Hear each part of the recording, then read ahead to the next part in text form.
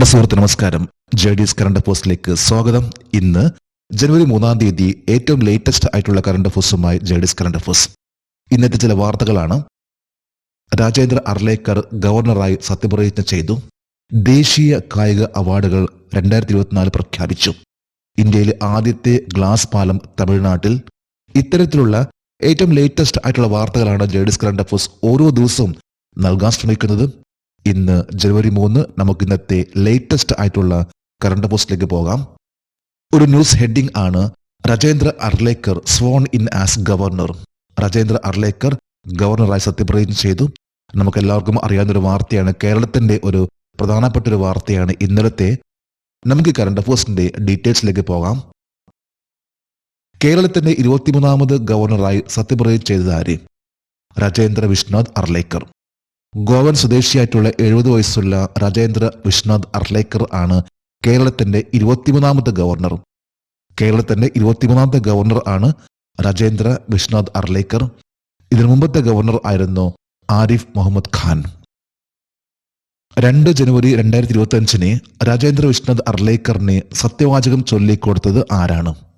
കേരള ഹൈക്കോടതി chief justice Nitin Madhukar Jamda. കേരളത്തിന്റെ ഹൈക്കോടതി ചീഫ് ജസ്റ്റിസ് ആണ് നിതിൻ മധുക്കർ ജംദ. അദ്ദേഹമാണ് രാജേന്ദ്ര വിശ്വനാഥ് അർലേക്കർ കേരളത്തിന്റെ പുതിയ ഗവർണർക്ക് സത്യവാചകം ചൊല്ലിക്കൊടുത്തിട്ടുള്ളത്. ഏതൊരു ഗവർണർക്കും സത്യവാചകം ചൊല്ലിക്കൊടുക്കുന്നത് ആ സംസ്ഥാനത്തിന്റെ ഹൈക്കോടതിന്റെ ചീഫ് ജസ്റ്റിസ് ആയിരിക്കും. രാജേന്ദ്ര വിശ്വനാഥ് അർലേക്കർ ഗവർണറായി സേവനമനുഷ്ഠിച്ച 2 സംസ്ഥാനങ്ങൾ ഏതാണ്? ഹിമാചൽ പ്രദേശും ബീഹാറും. അദ്ദേഹത്തിന്റെ ആദ്യത്തെ ഗവർണർ സ്ഥാനം ഹിമാചൽ പ്രദേശിലായിരുന്നു. അതിനുശേഷം അദ്ദേഹം ബീഹാറിലേക്ക് വന്നു. ഇപ്പോൾ 3ാമത്തെ സംസ്ഥാനമാണ് കേരളം. ജനുവരി 2-ാം തീയതി അദ്ദേഹം കേരളത്തിന്റെ 23ാമത്തെ ഗവർണർ ആയിട്ട് സത്യപ്രതിജ്ഞ ചെയ്തു. 2025 ജനുവരി 2 ഏത് സംസ്ഥാനത്തിന്റെ 42ാമത് ഗവർണറായി ആരിഫ് മുഹമ്മദ് ഖാൻ സത്യപ്രതിജ്ഞ ചെയ്തു? ബീഹാർ. കേരളത്തിന്റെ 22ാമത്തെ ഗവർണർ ആയിരുന്ന ആരിഫ് മുഹമ്മദ് ഖാൻ ഇപ്പോൾ ബീഹാറിലെ 42ാമത്തെ ഗവർണർ ആയിട്ട് ഇന്നലെ, അതായത് ജനുവരി 2-ാം തീയതി സത്യപ്രതിജ്ഞ ചെയ്തു. ബീഹാറിലെ ഗവർണർ ആയിരുന്ന രാജേന്ദ്ര വിശ്വനാഥ് അർലേക്കർ ആണ് ഇപ്പോൾ കേരളത്തിന്റെ ഗവർണർ. ഒരു ലേറ്റസ്റ്റ് ആയിട്ടുള്ള വാർത്തയാണ് ഇന്നത്തെ നമ്മുടെ ന്യൂസ് ഹെഡിംഗ് ആയിട്ടുള്ള നാഷണൽ സ്പോർട്സ് അവാർഡ് 2024 അനൗൺസ്ഡ്. ദേശീയ കായിക അവാർഡുകൾ 2024 പ്രഖ്യാപിച്ചു. ഏറ്റവും ലേറ്റസ്റ്റ് ആയിട്ടുള്ള വാർത്തയാണ് ഇന്നത്തെ മിക്കവാറും എല്ലാ പത്രങ്ങളിലെ സ്പോർട്സ് പേജിലെ ഒരു വാർത്തയാണ് നാഷണൽ സ്പോർട്സ് അവാർഡ് പ്രഖ്യാപിച്ച കാര്യം. നമുക്ക് ഈ കറണ്ട് അഫേഴ്സിന്റെ ഡീറ്റെയിൽസിലേക്ക് പോകാം. Manu Bhaker, Harmanpreet Singh, Gukesh the, para athlete Praveen Kumar എന്നിവർക്ക് 2024 ഏത് ദേശീയ കായിക അവാർഡിന് അർഹതയുണ്ട്? Major Dhyan Chand Khel Ratna award. Sports രംഗത്തെ ഏറ്റവും ഹയസ്റ്റ് ആയിട്ടുള്ള അവാർഡ് ആണ് മേജർ ധ്യാൻചന്ദ് ഖേൽ രത്ന അവാർഡ്. ഈ പ്രാവശ്യം 4 പേർക്കാണ് ലഭിച്ചിട്ടുള്ളത്. Manu Bhaker, Harmanpreet Singh, Gukesh the, para athlete ആയിട്ടുള്ള പ്രവീൺ കുമാർ എന്നിവർക്കാണ് ഈ പ്രാവശ്യത്തെ മേജർ ധ്യാൻചന്ദ് ഖേൽ രത്ന അവാർഡ് ലഭിച്ചിട്ടുള്ളത്.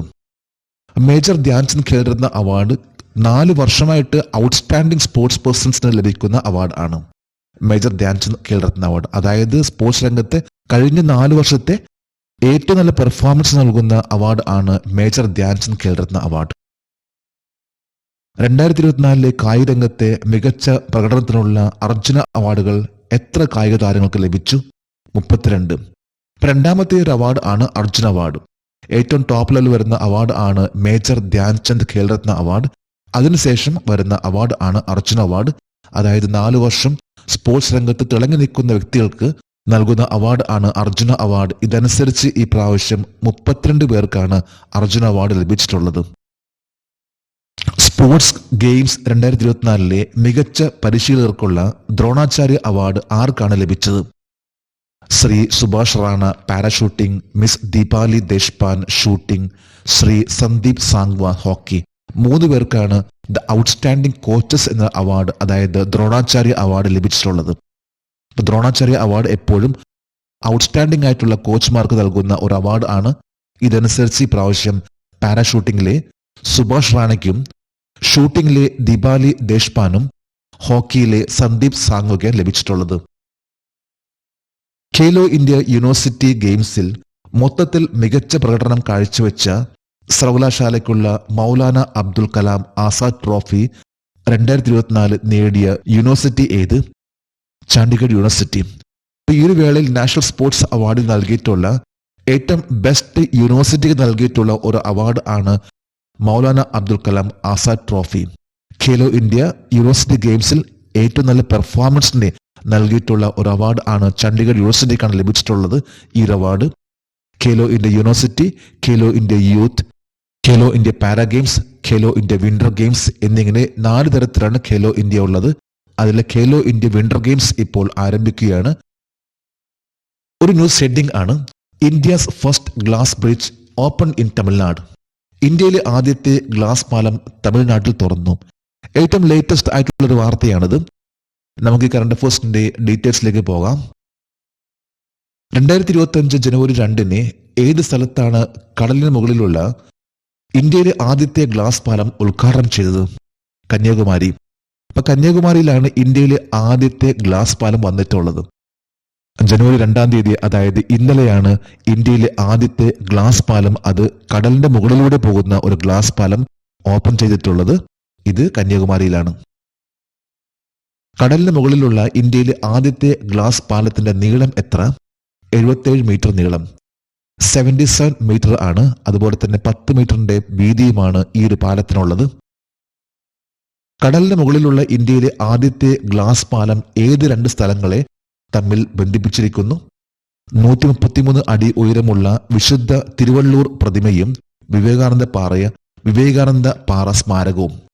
133 അടി ഉയരമുള്ള വിശുദ്ധ തിരുവള്ളൂർ പ്രതിമ, ഇതും വിവേകാനന്ദ റോക്ക് മെമ്മോറിയൽ ആയിട്ട് കണക്ട് ചെയ്യുന്ന ഒരു 77 മീറ്റർ നീളത്തിലുള്ള ഇന്ത്യയിലെ ആദ്യത്തെ ഗ്ലാസ് പാലമാണ് ഇന്നലെ ഉദ്ഘാടനം ചെയ്തിട്ടുള്ളത്.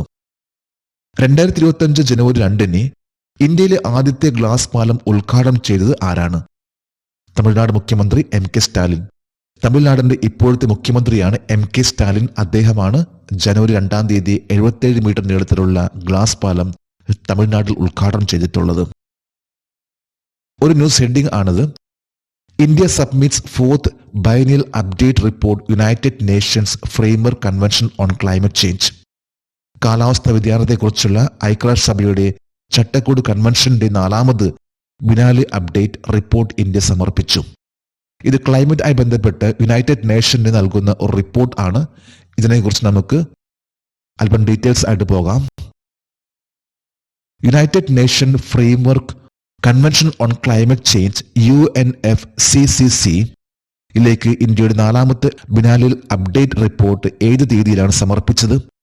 2024 ഡിസംബർ 30. അപ്പൊ ഡിസംബർ 30 ഇന്ത്യ സബ്മിറ്റ് ചെയ്തിട്ടുള്ള റിപ്പോർട്ട് ആണത് ബൈനൽ അപ്ഡേറ്റ് റിപ്പോർട്ട്. ഇത് കാലാവസ്ഥയെ ബന്ധപ്പെട്ട റിപ്പോർട്ട് ആണ്. United nation framework convention on climate change ആയി ബന്ധപ്പെട്ട റിപ്പോർട്ട് ആണത്.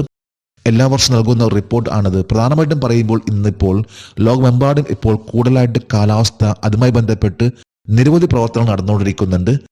എല്ലാ വർഷവും നടക്കുന്ന COP എന്ന് പറയുന്ന ക്ലൈമറ്റ് ഓൺ പാർട്ട് കോൺഫറൻസ്, ഇതെല്ലാം തന്നെ പറയുമ്പോൾ ആഗോളതലത്തിൽ ഗ്രീൻ ഗ്യാസ് എമിഷൻ എത്ര കുറയ്ക്കാം എന്നതിനെ കുറിച്ചുള്ള ചിന്തയും അതുപോലത്തെയുള്ള കാര്യങ്ങളാണ് നടന്നുകൊണ്ടിരിക്കുന്നത്. ഇതനുസരിച്ചിട്ടുള്ള ഒരു റിപ്പോർട്ട് ആണ് ഇന്ത്യ സബ്മിറ്റ് ചെയ്തിട്ടുള്ളത്. United nation framework convention on climate change ആയിട്ട് ബന്ധപ്പെട്ട് ഒരു റിപ്പോർട്ട്.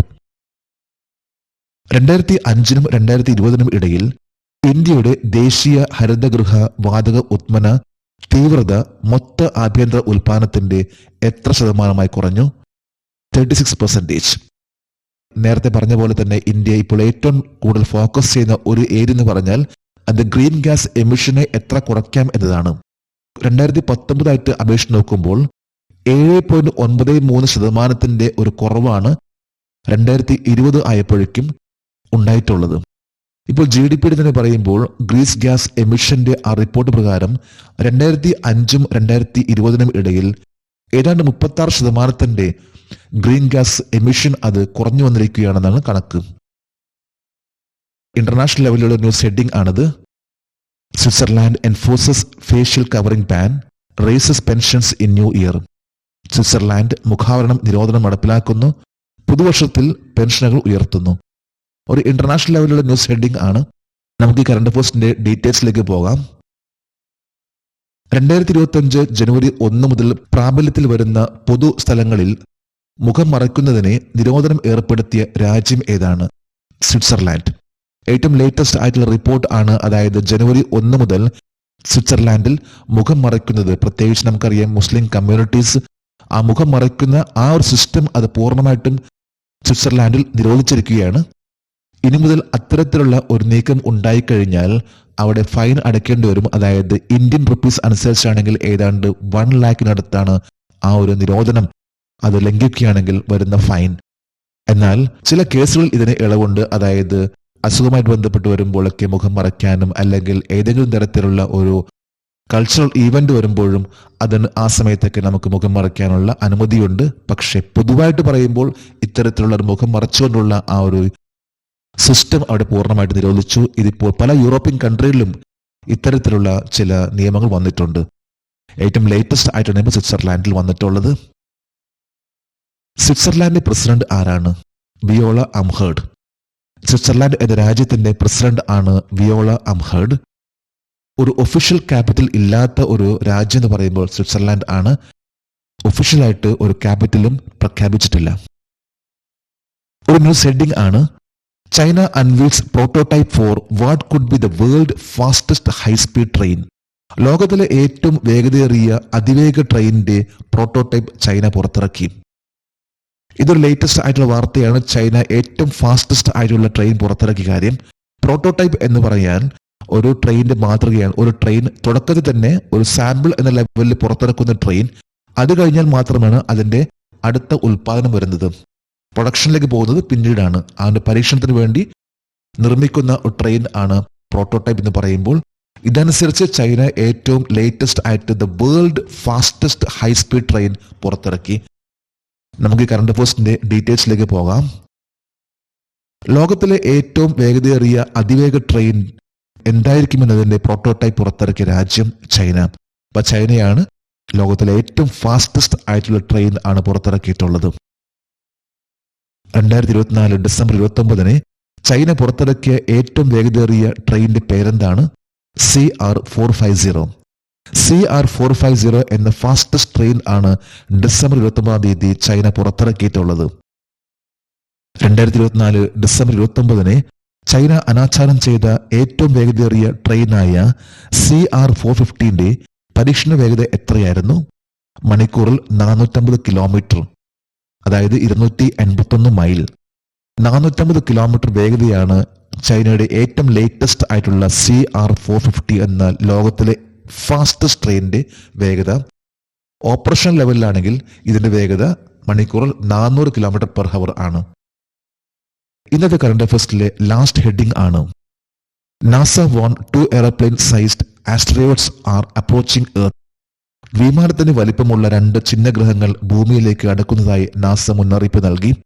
ഏറ്റവും ലേറ്റസ്റ്റ് ആയിട്ടുള്ള വാർത്തയാണ് നാസയുടെ US സ്പേസ് ഏജൻസി ആയിട്ടുള്ള നാസയുടെ ഏറ്റവും ലേറ്റസ്റ്റ് ആയിട്ടുള്ള റിപ്പോർട്ട്. നമുക്ക് കറണ്ട് അഫയേഴ്സിന്റെ ഡീറ്റെയിൽസിലേക്ക് പോകാം. ഏറ്റവും പുതിയ നാസ റിപ്പോർട്ട് അനുസരിച്ച് 2025 ജനുവരി 3 ഭൂമിയെ സമീപിക്കുന്ന 2 ചിഹ്നഗ്രഹങ്ങൾ ഏതാണ്? 2024 YF7, 2024 YR9. 2 ചിഹ്നഗ്രഹങ്ങൾ, 2 ആസ്ട്രോയിഡ്സ് ആണ് ഭൂമിയെ അപ്രോച്ച് ചെയ്തുകൊണ്ടിരിക്കുന്നത്, ഭൂമിയെ സമീപിച്ചുകൊണ്ടിരിക്കുന്നത്. ഇതനുസരിച്ച് നാസയുടെ ലേറ്റസ്റ്റ് ആയിട്ടുള്ള ഒരു റിപ്പോർട്ട് ആണ് 2024 YF7 എന്നതും 2024 YR9 എന്ന 2 ആസ്ട്രോയിഡ്സ്. മണിക്കൂറിൽ 30,367 മൈൽ വേഗത്തിൽ സഞ്ചരിക്കുന്ന 2024 YF7 ചിഹ്നഗ്രഹത്തിന്റെ ഏകദേശം വ്യാസം എന്താണ്? 78 അടി വ്യാസം. ഏതാണ്ട് ഏറ്റവും വലിയൊരു വിമാനത്തിന്റെ വലിപ്പമുള്ള ഒരു ഗ്രഹം ആണ്, ഒരു ചിഹ്നഗ്രഹം ആണ് YF7 എന്ന ഈ ഒരു ഗ്രഹം. ഇതിന്റെ വ്യാസം എന്ന് പറയുമ്പോൾ 78 ഫീറ്റ് ആണ് ഡയമീറ്റർ, 78 അടി വ്യാസം. മണിക്കൂറിൽ 46,338 മൈൽ വേഗത്തിൽ സഞ്ചരിക്കുന്ന 2024 YR9 ചിഹ്നഗ്രഹത്തിന്റെ ഏകദേശം വ്യാസം എന്താണ്? 76 അടി വ്യാസം. അതായത് ഈ 2 ആസ്ട്രോയിഡ്സ്, 2 ചിഹ്നഗ്രഹങ്ങൾ, ഇതിന്റെ ഡയമീറ്റർ എന്ന് പറഞ്ഞാൽ ഒന്ന് 78 അടിയും മറ്റൊന്ന് 76 അടിയുമാണ്. ഏതാണ്ട് ഒരു വിമാനത്തിന് വലുപ്പമുള്ള ഒരു വലിയൊരു പാറ, ആ ഒരു ചിഹ്നഗ്രഹമാണ് ഇപ്പോൾ ഭൂമിയോട് അടുത്ത് ജനുവരി 3 വെളുപ്പിന് കടന്നുപോയിട്ടുള്ളത്. ചിഹ്നഗ്രഹം 2024 YF7, 2024 YR9 എന്നിവ ഭൂമിയിൽ നിന്നുള്ള ഏകദേശം ദൂരം എത്രയാണ്? 2,80,000 മൈൽ അകലെ. അതായത് ഈ ഗ്രഹത്തിന്റെ ഏറ്റവും അടുത്ത് ഭൂമിയോട് അടുത്ത് പോയിട്ടുള്ള 2 ഗ്രഹങ്ങൾ എന്ന് പറഞ്ഞാൽ, ഈ ഒരു ആസ്ട്രോയിഡ്സ് എന്ന് പറഞ്ഞാൽ അതിന്റെ ഡിസ്റ്റൻസ് ഭൂമിയായിട്ട് 2,80,000 മൈൽ അകലെയാണ്. ഏതാണ്ട് ഭൂമിയുടെ അടുത്തുകൂടി പോയിട്ടുള്ള ഈ 2 ഗ്രഹങ്ങളെ കുറിച്ച് പഠിക്കാൻ കാരണം, ഏതാണ്ട് 4 ബില്യൺ വർഷം പഴക്കമുള്ള 2 ആസ്ട്രോയിഡ്സ് ചിഹ്നഗ്രഹങ്ങളാണ് ഇപ്പോൾ ഭൂമിയുടെ അടുത്തുകൂടി കടന്നു പോയിട്ടുള്ളത്.